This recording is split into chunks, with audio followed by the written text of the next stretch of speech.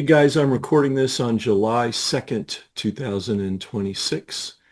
And as you know, because I keep talking about it endlessly, working on this book. And what I'm discovering is that the hepatitis B vaccine for newborns turns out to be the root of all evil. I mean, all roads of evil, of biomedical evil, uh, seem to converge on this one thing. And uh, for example, one of the guys that pushed through, um, right, let me take this back. So you often hear, oh, the Rockefellers ruined medicine.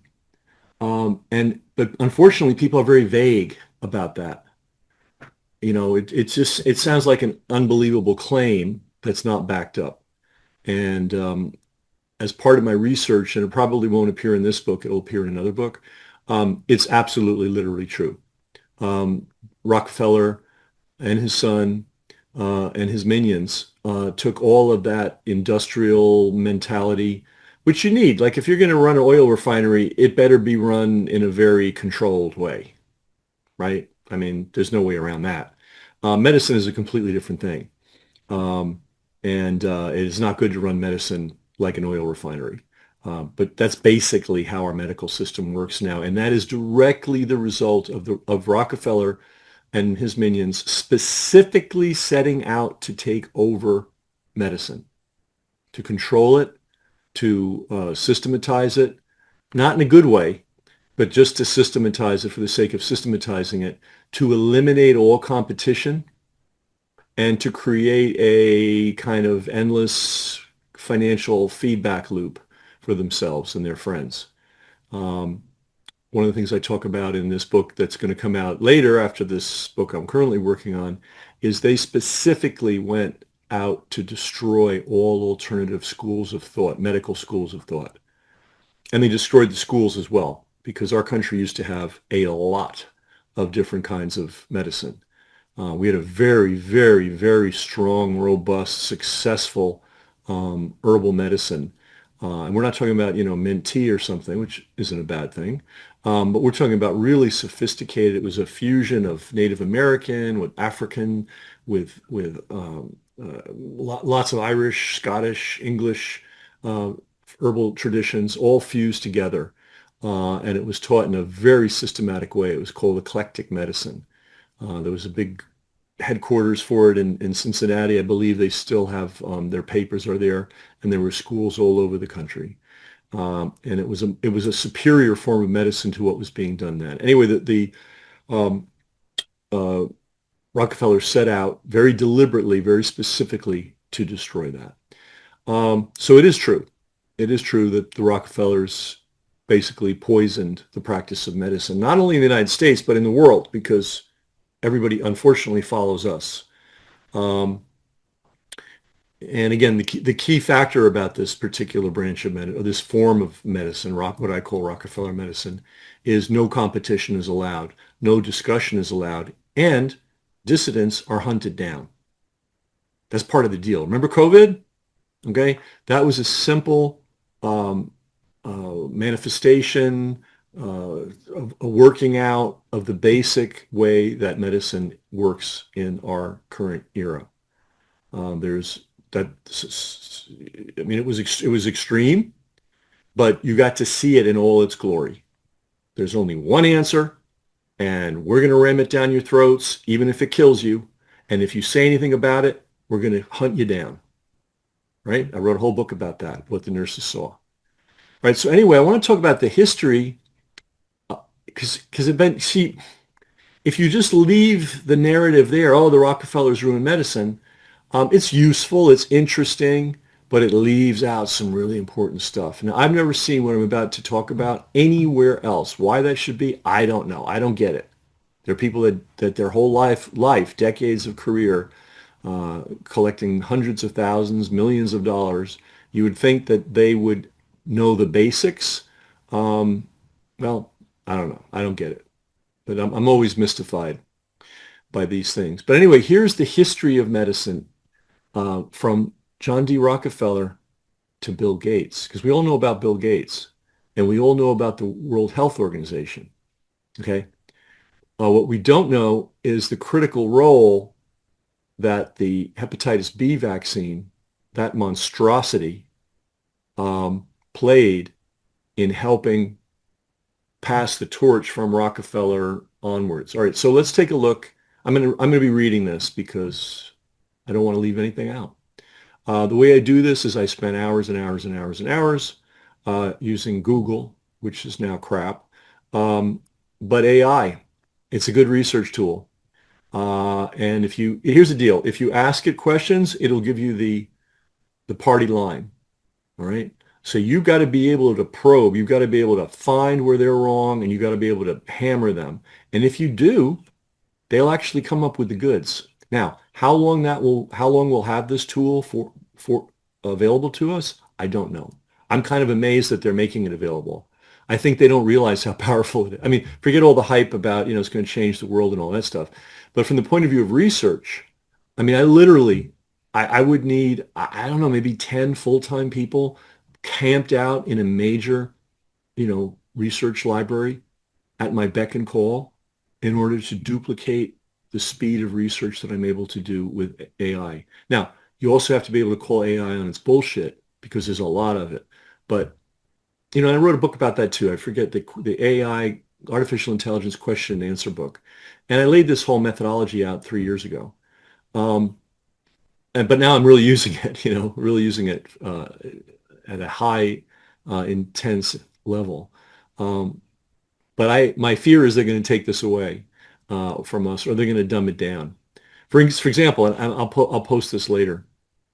A very intelligent professor of medicine at the University of San Francisco, and Vinay is his first name.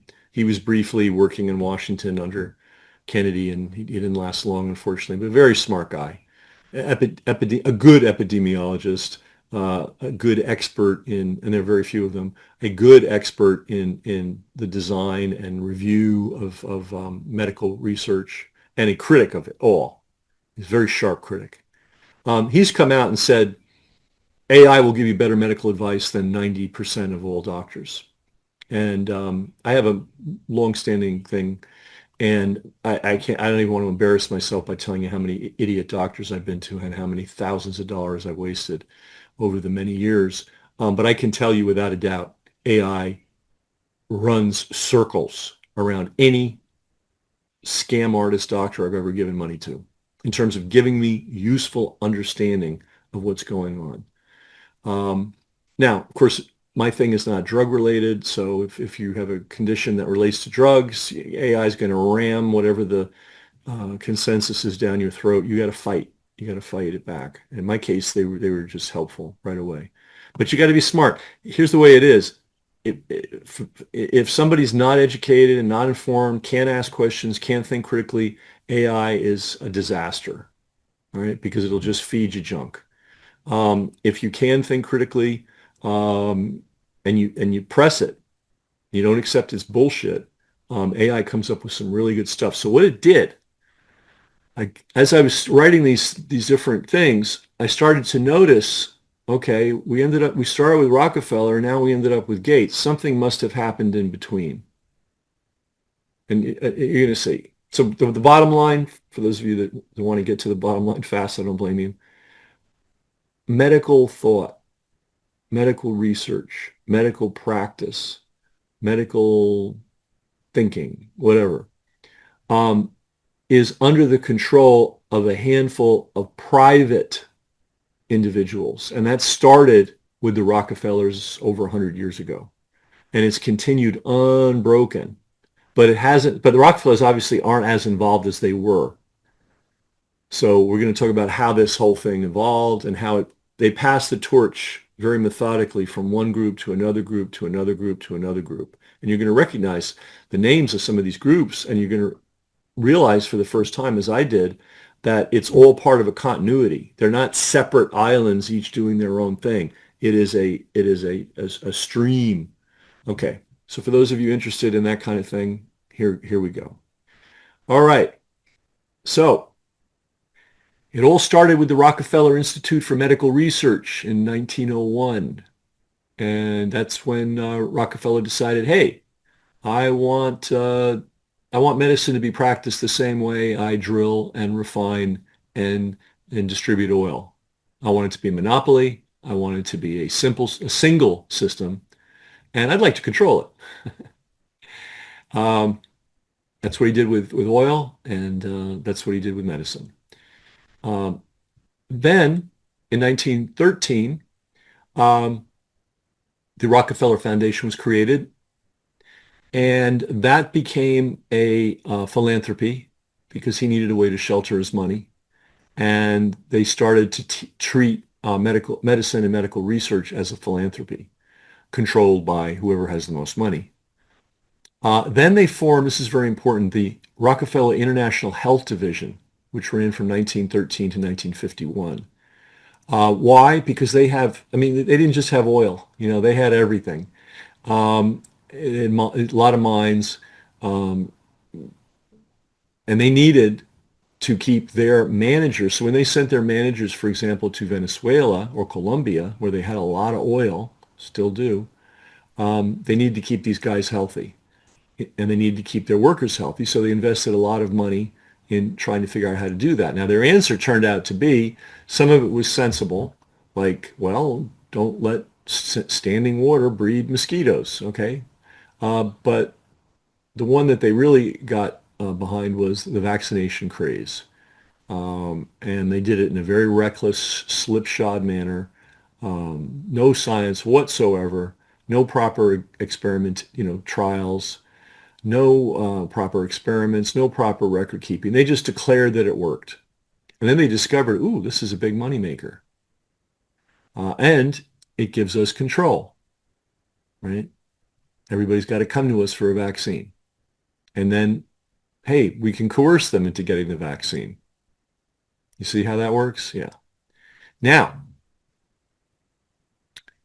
they wanted to get out of that business. And in fact, they got out of that business in 1951. That's the international approach to health. So what happened? In 1948, after a couple of years after the UN was founded, the World Health Organization was founded. And what was it modeled after?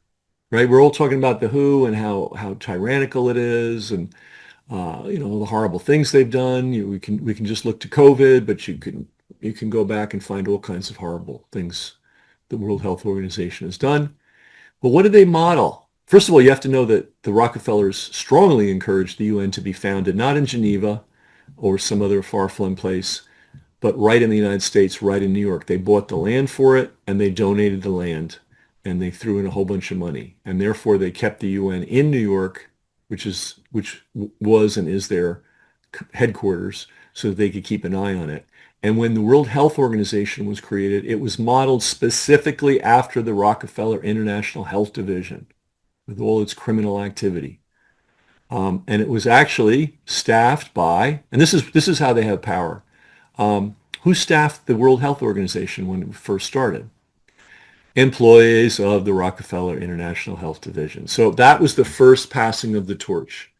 So the Rockefellers went in, they did a scorched earth policy, they destroyed and eliminated every other medical school of thought, and in the process they just destroyed every other, and they destroyed many, many medical schools. They elevated Johns Hopkins as the model. If you knew the details of Johns Hopkins, it would curl your hair. The evil that they have perpetrated over the years, the harm they've done to medicine. I know the world tells you the opposite. Oh, Johns Hopkins, the greatest place on earth. Not exactly. That's going to be in a later book, not the current book I'm working on. But it's very clear the damage that Johns Hopkins did to medicine. But anyway, they were elevated as the ultimate in medicine. And if you didn't comply with the Johns Hopkins model, you would A, get no money from the Rockefellers. And B, the other thing the Rockefellers did that people don't know about is medicine used to be regulated by doctors. So you'd have a local medical board of local physicians, people that were responsible to the community. And if you wanted to be a doctor, you'd get 2 years of school training, which is all you really need for basic medicine. And then and simultaneously, you'd be an apprentice. And you'd be an apprentice to a practicing physician for as long as it took for you to be capable. And when you were ready and your your mentor endorsed you, you would then be examined by the local board of local physicians. It was a very good system. What the Rockefellers did was they took the power away from physicians and gave it to the state, literally. So now the states regulate. That's not a thing that's been going on forever. That's relatively new in the last 100 plus years. And so now the state tells what medical school can operate, what medical school can operate, what doctor can operate. By operate, I mean, be in business. Um, what treatments can be used, what treatments can't be used. Oh, and what vaccinations your children have to have if they go to school. Now think about this. States are, there's 50, well, there weren't 50 then, but there are 50 now. Each state runs its own medical system. It licenses the medical schools. It licenses the doctors and nurses. It enforces the coercive vaccine policies. That has to be done on a state-by-state basis. So one of the things the Rockefellers did, and this you will not see anywhere unless you're reading really deep scholarly work, is they created a lobbying campaign that had to go after every single state by state by state, because first of all, the doctors didn't want to be regulated by the state. Many legislators thought, well, why would we regulate doctors? We don't know anything about medicine.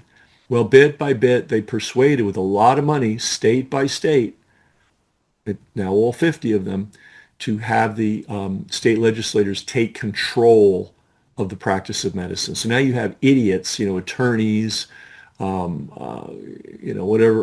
else shows up at the state legislator, now making medical decisions for the public based on abysmal ignorance and ramming these policies down the throats of practicing physicians under penalty of taking your license away. You see how that works? That was created by the Rockefellers way back when. So when you hear that we have a Rockefeller medical system, they not only destroyed all the, I'm not even going to call it alternative medicine. They destroyed all other medical schools of thought, some of which are superior to the one that we're practicing today. And they took the power from the communities and the attorney and the physicians and gave it to idiot state legislators, which made it very easy to control, because now you have, and then of course the federal government is on top of that. The federal government tells the states, you're not going to get any money if you don't comply. The states pass it on down. This is a Rockefeller creation. So anyway, they created their International Health Division, by the way, where they were testing all kinds of horrific things on people in the developing world. They basically offshored, just like we're doing now, right, with all those bioweapons labs in Ukraine. The Rockefellers started that. They were testing poor people in developing nations using under their International Health Division. Anyway, that International Health Division closed down in 51. Why? It wasn't needed anymore because the World Health Organization, which was embedded in an organization that the Rockefellers helped create and largely controlled, took over that function. And it took it over with a lot of Rockefeller people running it initially. All right, so that was the sort of the first passing of the torch, the Rockefeller torch. So they're kind of, today, they're not really that involved in medicine, or not. I mean, they've got, maybe that's not right. They still have their fingers in it, but not in the control, in the overall controlling way they used to have. They pass that on. In other words, let somebody else take the heat, but do our bidding. You see how that works? That's the World Health Organization. So when the World Health Organization is acting completely insane, and it is an insane institution, the members, so it's all these different countries, each have a seat or two, and it's the governments that appoint their representative to the World Health Organization. That person may or may not be a doctor, or it may be an MD that never practiced medicine. The guy that's running, and then they vote, excuse me, then they vote for the head of the World Health Organization. So the guy there now, he was part of an armed insurrection against his government. And of course, they won, so now they're the government. But he's not an MD, never practiced medicine a day in his life. But he's the head of the World Health Organization. And once you make somebody the head of the World Health Organization, they can decree things. They can decree, COVID's a pandemic, and unleash the hounds of hell on the world. It's an insane system. Excuse me, but that's the World Health Organization. All right. Then the Rockefellers changed their focus. They suddenly became concerned, or not so suddenly, they'd been concerned for a long time, that the wrong kind of people were reproducing. And that's called eugenics. And they wanted to control other people's reproductive choices, which included, I'm sorry, forced sterilization, incarcerating people for life to keep them from reproducing. Um, California led the way. There were more forced sterilizations in California than any other place in the United States. And the founder of Stanford University was a big believer in it. And the first president was a big believer in it. And it was a craze. And by the way, the idea of gas chambers was originally created by somebody in California. I got a drink. Oh, God. Was created by somebody in California who thought of it as a good way to get rid of inferior people. That was the first gas chamber. And then our Nazi colleagues picked up the idea. And you have to understand, much Nazi medical science was the foundation for it was the result of grants given to Germany in the 20s by the Rockefellers, and they kept giving money long after it was obvious what the Nazis were up to. They finally had to pull the plug because it got ridiculous. But for a long time, even after it was in the newspapers, what they were doing, the Rockefellers were still giving money to the medical system of Germany. So anyway, the Rockefellers developed a big interest in they called it population control. And in 1952, Rockefeller III founded something called the Population Council. Okay, and what this did was signal to all the people that are bootlicking toadies, hey, this is the new direction. This is where the money is. This is where the career is. This is where the power is. So the Rockefellers have shown the way, and we're going to jump on board. So um, they helped create the Ford Foundation's obsession with population control. And they let the Ford Foundation do the really dirty work of what? Forced sterilization in developing countries. Um, and we're talking about surrounding a village with, paramilitary and pulling all the men out and busing them to a facility where they were forcibly sterilized. They did the same thing to women. Ford Foundation was involved in that. Um, then there's a sort of another sidebar, which McNamara, the guy that brought us the Vietnam War, well, while they were forcibly sterilizing people and also distributing these horrifically dangerous birth control methods, things that, IUDs, interuterine devices, I mean, caused infection. I mean, just women lost their fertility. I mean, died. I mean, horrible. And they used the developing world as the test bed for all that. And you have to understand that as bad as our medical system is, can you imagine what it's like in an undeveloped country where everybody's rural and they insert these things in people and they don't follow up properly? I mean, it was a disaster, and it was a great way to reduce the population. And I'm sure it wasn't an accident. But they also realized, hey, you know what? One of the reasons people are having so many children is because their children die. So let's come up with a way, to keep the children alive. I mean, it was odd. On the one hand, they wanted to reduce the population. On the other hand, they wanted children to survive, but only because they thought it would reduce the number of children born total. And that's when they got obsessed with vaccines. And there was an actual transition from super aggressive population control, and I mean super aggressive on a Nazi level, to Hey, we'll still distribute all this stuff, but we're also going to ram vaccines down the throats of all these countries because we're so sure vaccines work and work well and are completely safe and are effective. Um, that was something that McNamara got involved in. And then that happened a little bit later. But anyway, the Ford Foundation started its massive population control program that branched out everywhere.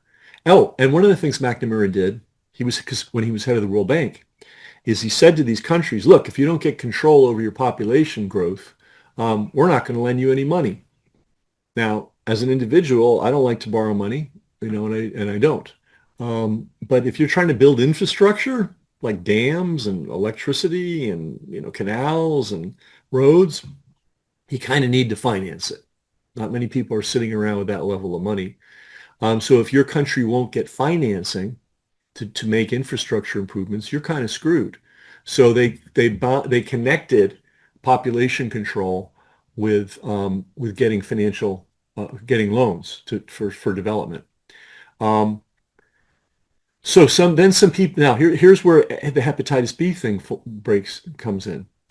Um, the the Ford people got caught red-handed in the 1970s. I was telling you about the villages in India that were surrounded, and in the middle of the night, 3 in the morning, your village would be surrounded. There'd be cops everywhere on horses with whips, and they would go through the village and pull all the men out and have them forcibly sterilized, in the most unsanitary, most unhealthy ways imaginable. Many of them got infections. Some of them died. Same thing with the women. Anyway, this was done by Indira Gandhi. Um, and when she got out of power, the other side said, "Look what you did," and it got publicized. New York Times, the horrors were finally made obvious. So what the Ford Foundation did was kind of like go undercover and then farm out their nefarious activities to little nonprofits. So Ford Foundation was seen to be pure, and then they would funnel the money. And of course, they took their employees, and one of their employees was a guy named Mahoney. I can't remember. I think it's Richard Mahoney, and he went from being a hardcore population control guy to morphing into vaccines. And he became one. Here's where this all ties together with the hepatitis B vaccine. He was one of the guys who was fully responsible for the fact that every newborn in the United States and in many undeveloped nations, they don't do it in England. Wait, no, they might do it in England because that's an undeveloped nation. But Germany, they don't do it. They don't do it in France. They don't do it in Norway or Sweden. But they do it in Cambodia and Laos, Botswana, He's the reason that happened. And he was a Ford employee who branched out, and he with some other people created something called PATH, and something like we're going to distribute all this wonderful health technology to the rest of the world. Well, all they distributed was dangerous birth control methods and vaccines. And they did a few positive things, but primarily that the vaccine was their major thing. And they were rolling out vaccines without testing them on poor people, of course. Um, anyway, that's Richard Mahoney. I believe that's his name. There was another guy named Perkin, and I can't remember his first name. And he was very involved in creating, either I can't remember. I have to, tell you, man, there's a lot of material here, but he was very involved in reproductive technology, which for the Ford Foundation meant creating very dangerous drugs that really injured people, or very dangerous, you know, whatever you call them, mechanisms that really injured people. And so Perkin was part of the Ford Foundation. Okay. And then again, they pivoted from this super aggressive contraceptive thing, which they called family planning. It's just a cover for reducing the population of developing nations. Oh, and also populations within the United States. Native Americans were hit by this very hard. Poor African Americans were hit by this very hard. Um, if you're not in that category, you probably didn't experience this. But believe me, if you were in those communities or you were living in a rural area that, of peasants where people didn't have any money, um, they were feeding themselves and farming and all that kind of stuff, but they didn't have any money, they didn't have any sophistication, they didn't have any schools. You would be descended upon by the Ford Foundation with all their schemes. But and like as I said, they got caught in India, and they had to go cover, and like a bad plant, scattering bad seed. They all these different nonprofits spun off, run by who? Ford people, which was originally funded by who? Rockefeller people. Okay, and who did they partner with? The World Health Organization, which was what? Founded by basically the Rockefeller people, right? Um, all right. So then Mahoney created this thing called the International Task Force on Hepatitis B Immunization. um, and there was a guy named Kane that was involved in that. And while he was working for the CDC, for some reason, the CDC placed him at the World Health Organization, paid his bills, and so on. And he was embedded in the World Health Organization. And he's the guy that pushed hard for universal hepatitis B vaccine. They started with the poorer countries, the countries that couldn't say no because they didn't know to say no. They look up, yeah, if you've ever traveled to the third world, people look at America like it's God because we have all this sophisticated technology. So if you're a poor in a poor country and you don't have much infrastructure, and in comes the Ford people or the immunization task force people offering you all kinds of money and all kinds of knowledge and all kinds of services, you're probably going to say yes. And that's what they did. All right. So PATH, which was a spin-off of the Ford Foundation population control scheme, got way behind hepatitis B. Why? Because the new model for population control became, let's immunize all these kids so more of them survive and the families are not so inspired to have more children. That's the logic. That's the logic behind global vaccination. And Bill Gates once slipped. Somewhere there's a video where he's talking about vaccines as a form of population control. And you can see he goes, oops, and he changed his direction of his talk. But that's how they envision it. That's how they envision it. And of course, it also is literally controlled because if you've embedded one of these vaccination infrastructures, right? You got the doctors are giving it and you've got the distribution and you've embedded it into the schedule. Suddenly and you can't make it yourself because you're a poor country. Suddenly you're dependent on who? On the manufacturer. And who the manufacturers? Typically rich countries. So anyway, let's go on. So this guy Perkin, who was involved in all these nefarious, dangerous, harming birth control methods, which they scattered willy-nilly without any intelligence or compassion or responsibility around the developing world, he was approached by guess who? This is where the passing of the torch comes. William Gates Sr., Bill Gates' father, because Bill Gates' father was a big family planning guy. But what he really was a population control guy. Okay, so he went to Perkin, and it was sort of an accident of history. I don't think it was planned, but unfortunately it worked very well. PATH, which spun off from the Ford Foundation, um, had their offices in Seattle. Now, I found out later why there was a foundation out there in Seattle that was rabidly population control, eugenics, make sure we don't have too many brown people out there. And so I guess it was a friendly place to have your facility. Also, it was 3,000 miles away from the Ford headquarters. And remember, they were trying to launder their reputation and get some of this dirty work off-sited. Follow? So the Gates family, this is long before young Billy started Microsoft. Well, actually, no, I'm wrong. I'm wrong about that, but it doesn't really matter. Um, So Gates Sr. was watching Bill start to rack up money. And he was, by the way, a foundation expert. That was his job as an attorney. Um, Bill Gates' father. So he's looking around for cover stories. What can we create a foundation around and claim to be doing good while we're sheltering our money. Uh, and Bill Gates Sr. approached Perkin, the guy from Ford, who was the mastermind of some really horrific population control measures. Okay, and Perkin said, "Hey, you know what? We got a new thing, Bill, Bill Sr. It's the vaccine. That's where we're going now. That's where it's all headed." So um, Gates, the father, bought the vaccine thing, and then sold it to young Bill. You follow? And this happened in 1998. And very quickly, um, they ramped up their foundation.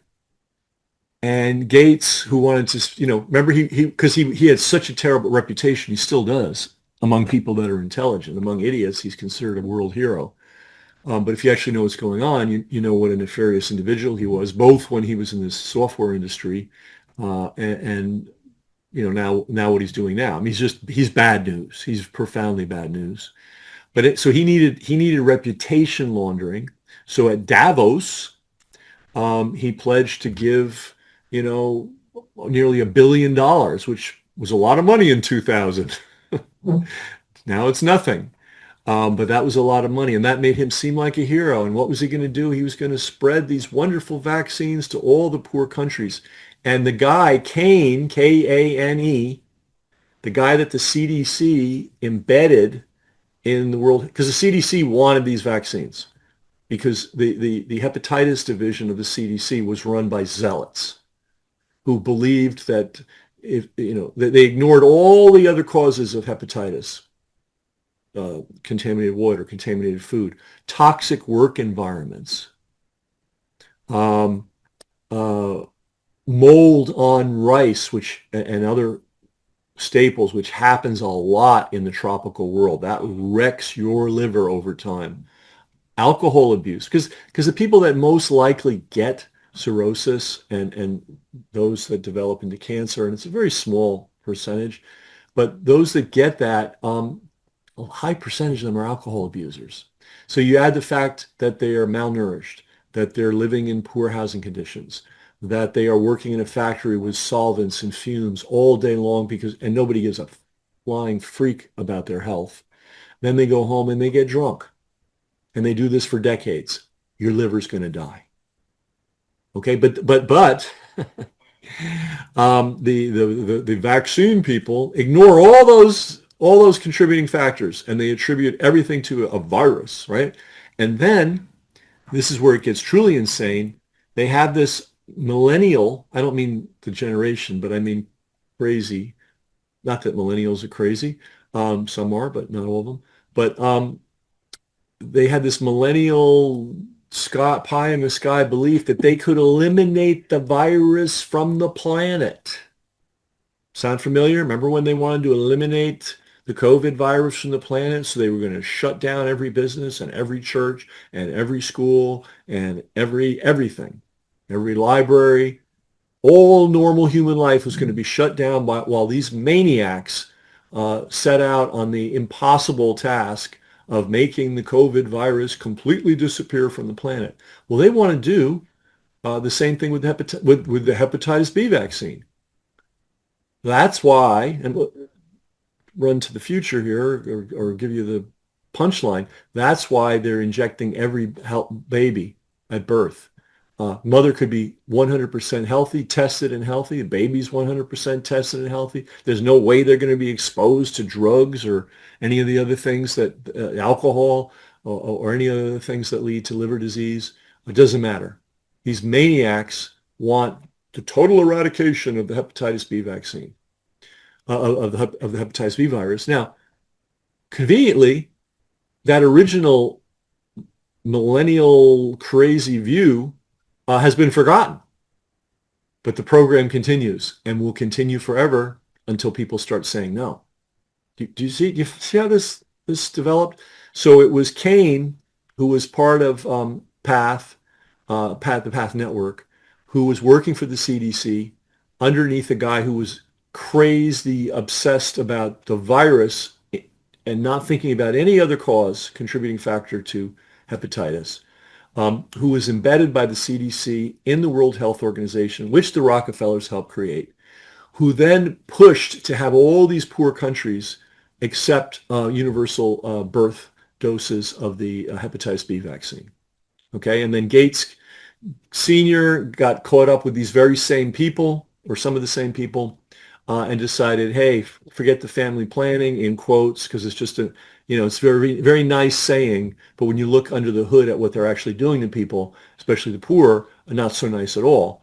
They decided, hey, we're going to switch to vaccines. And then when young Billy went to Davos in 2000 to try to, remember, he had been put on trial by the Congress, and then he was in court too for the despicable antitrust activities that he carried out in the software industry at the very same time. So he's laundering his reputation with his dad's advice, which came where? From the hepatitis B people, who were who? They were forward population control people, who were who? They were kickstarted by the Population Council, which was what? John Rockefeller III. Okay, and what preceded that? Passing the torch from the Rockefeller overseas medical monstrosity to the World Health Organization. So there's a continuity, all right. And now this is where the whole thing gets tied up in a nice package. Not only did Gates start his foundation and start throwing vaccine money all over the place, which, by the way, he profits from massively.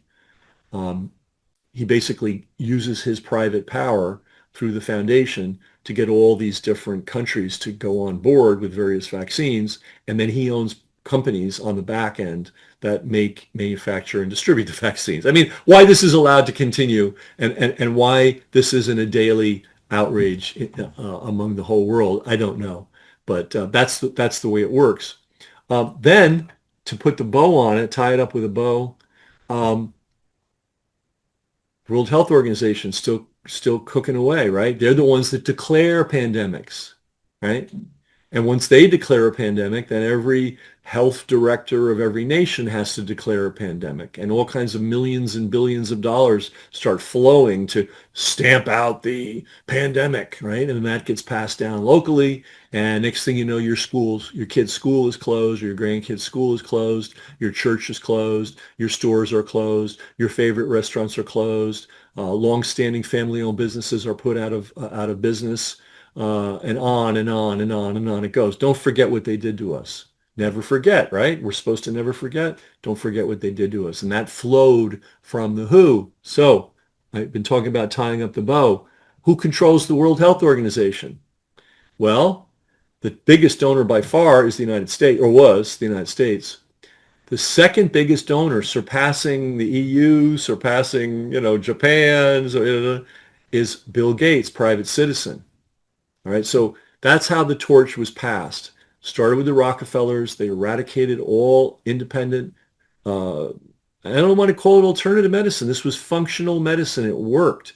They eradicated it all in favor of their model. They destroyed all the competing business schools. Well, they are business schools, really, but they're called medical schools. And then they transferred the power over medicine from physicians to the various states.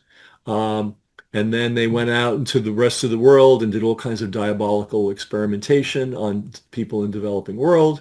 They realized, hey, maybe we shouldn't be involved in this, because they got caught too. This isn't looking too good. Why don't we, here, let's create the WHO. And the WHO, World Health Organization, was founded by people from the Rockefeller International Health Division. And it was, and then the Rockefellers got really interested in population control. They kickstarted the Ford Foundation that created this massive juggernaut did horrific things around the world. They got caught in India, and then they spun off all these lower profile groups, but they're all Ford Foundation people that were initially pushing the population control, but then did the pivot to vaccines. And Gates Sr., who was a population eugenics control guy, he was looking around for ideas for young Billy, and he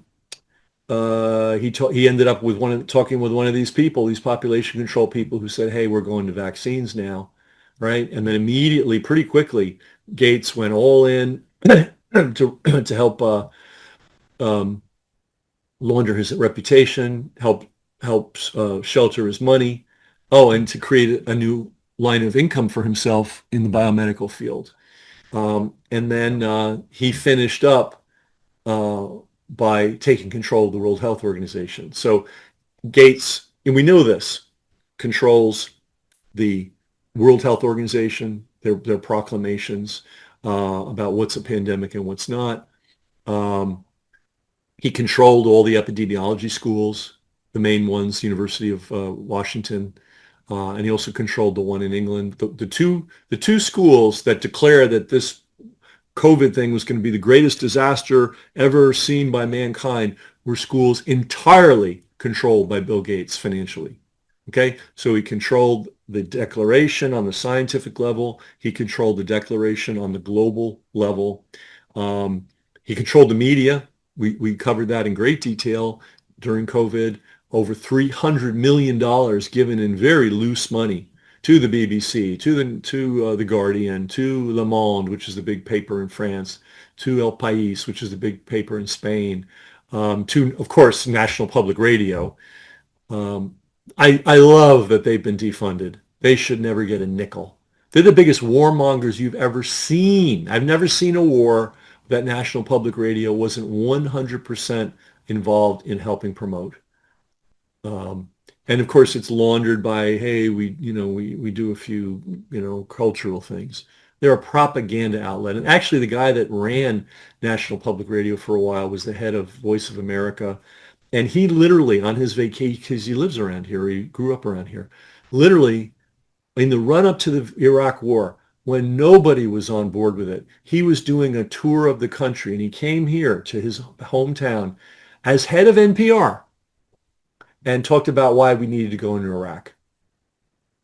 That's NPR, guys. They don't deserve one freaking penny. And if you've been giving them money, we could use some, because we work hard and we actually give you information that's useful. But anyway, so that's how it went from the Rockefellers to the creation of the World Health Organization, to the obsession with population control, which that torch was passed to the Ford Foundation. The Ford Foundation blew themselves reputationally, so it then got scattered around. One of the main groups was PATH. Thanks to McNamara, there became this impetus for, you don't get money as a country from the World Bank unless you control your population. And then vaccines got added to the population control mix. Okay. And then they realized, ooh, it's a lot easier to vaccinate people than to do all this other stuff. And it's a lot more profitable because you got to vaccinate them for everything all the time. Right. And then because PATH, this group, happened to be based in Seattle, and Gates Sr. was looking to help his son launder his reputation and create a foundation. They went to the population control people, said, oh, no, we got a better thing as vaccines. Immediately, you had Gavi, which was run by Kane. So the guy that the CDC placed with the World Health Organization that made all these countries adopt the birth dose of the hepatitis B vaccine ended up helping run Gates's vaccine initiative, which, the guy's got a lot of money. He's got a lot of power. And then Gates tied it all up by basically functionally taking control of the World Health Organization and the news media. And we saw all this during COVID, but we didn't know where it came from. At the very beginning of COVID, I said, I don't know what's going on, but we're like Vietnamese peasants in the rice paddies being bombed by B-52 bombers. We don't know why they're bombing us. We don't know where these planes are coming from. We don't know who manufactured them. We don't know who made the bombs. We don't know what's going on. All we know is we're being bombarded. And I think I did as good a job as anybody in helping understand that dynamic. But now, through writing this hepatitis B book, I'm getting deeper into the mechanism. So basically, Rockefellers to the World Health Organization to the World Bank telling countries you better control your population, to the Ford Foundation branching out with millions and millions of dollars, distributing all this crazy, reckless, hazardous birth control methodology, including forced sterilization at the barrel of a gun. That then got spread into these little nonprofits. They pivoted to vaccines, and they happened to link up with the Gates family in Seattle, kind of an accident. And now this maniac with tons of money, Bill Gates, is still wielding insane amounts of power, unchecked. And what it boils down to is our health policy is not being determined by doctors, practicing physicians, you know? It's being determined by private people who are unaccountable. And this has been going on since the Rockefellers took over medicine at the early part of the last century. So this has been brass check, and this is what I'm up to. And I said long ago, even before COVID, that we are living under a military. Well, it is a military dictatorship, but it's a medical dictatorship. And by the way, the military has a lot to do, and this is going to be in the book on Hep B, has a lot to do with the medical dictatorship. They are like this. And there's a woman named, and unfortunately, I don't know her last name. I don't know how to pronounce it. But her first name's Sasha. Many of you know her. And she's been talking about this a lot. But I go into it from a different angle, and I can confirm her well-founded and well-researched suspicions that there is a military element to this medical dictatorship. And again, we saw it full force during COVID, but it's always been here since the Rockefellers took over medicine. And it will always be here until we start saying no. So my purpose of the hepatitis B book, and by the way, you can download it for free. I hope you will. I hope you'll tell people about it. I have a short version. I'm working on the long version because it's like War and Peace, man. It's unbelievable. All the twists and turns. But I have a short thing. It's available right now because the answer to this is A, to be informed, and also to realize you can say no. Okay? And this is going to be my theme for the last part of my life. We got to find all the places we can say no and say no. And this is a big one. And if people understand the absolutely reckless, no science, guys, the science is shit. Okay? Don't think they've got some great science and they've proven nothing. Okay? And yet, and this is the bottom line, baby comes into the world, first day they're on this planet, well, they're on the planet, for the first day they're in the terrestrial environment, their very first day, someone jams a needle into them and injects them with something they don't need. And it has the capacity to cause harm. The manufacturers admit it. It's on the warning labels. So I believe if the country knew this, we would have more people being informed and making an informed decision about whether to accept this or not. And this is the domino.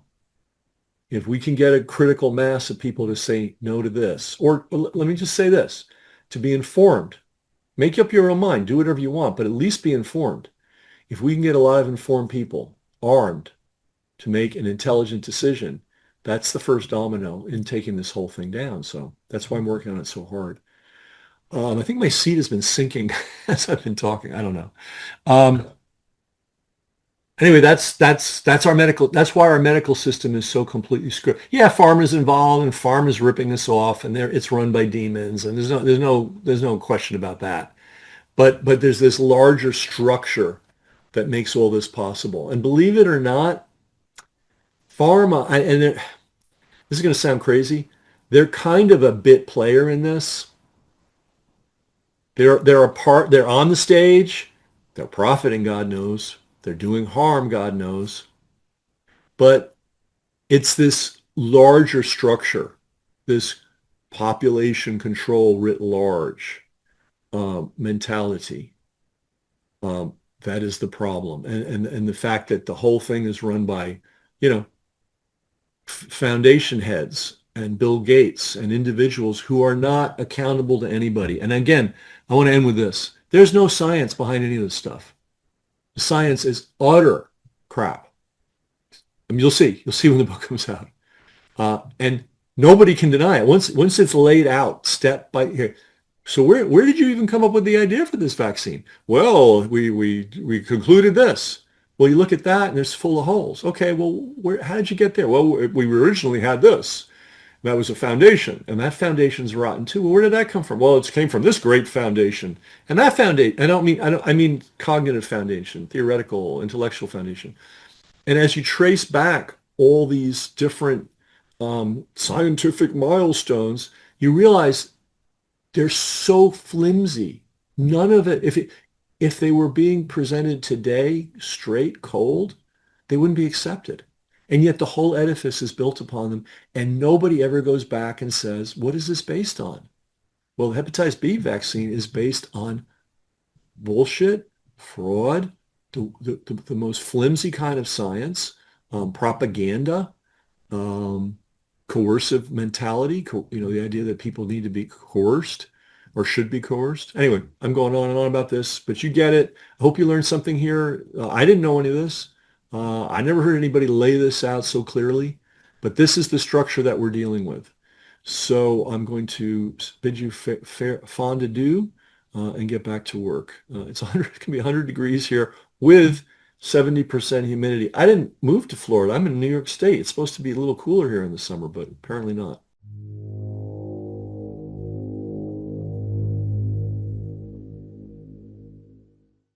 Brass Check TV, free to you, not free to us. We've got a server bill, we've got an email software bill, we've got a tech helper bill, and that happens every month. So to everybody that is supporting us financially, that's paying for their subscription in one way or another, we really appreciate it. If you're not, consider doing so. Everybody's got money for the newspaper and the cable bill and all that. Do you have money for media that's actually serving you? That's really the issue here. And when you help us, it allows us to get this information out to the world. So thanks to all our supporters, and if you're not a supporter already, please consider becoming one.